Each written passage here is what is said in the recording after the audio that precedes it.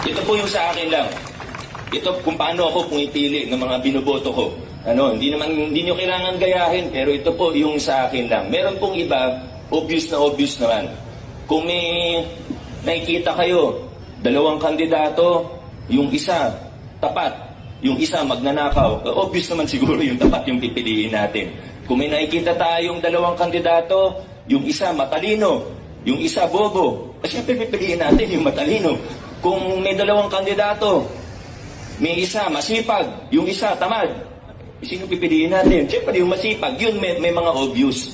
Pero may mga pagkakataon, siguro hindi tayo sigurado. Paano tayo mamimili? Sa akin po, kung hindi tayo sigurado, parang sino ba dyan yung mas tapat? Sino ba dyan yung mas magaling? Sino ba dyan yung mas masipag? Hindi tayo sigurado. Kung ako, pipiliin ko na lang. Kung dalawang kandidato, parang similar, o hindi ako sigurado, kung ako, pipiliin ko na lang yung mas bago. Pipiliin ko na lang kung sino yung hindi ko magastos ng malaki. Kung sino yung hindi ko magastos ng malaki. Kung sino yung hindi ko magastos ng malaki. Tandaan po natin, yan ang pinakamalaking red flag sa mga kandidato.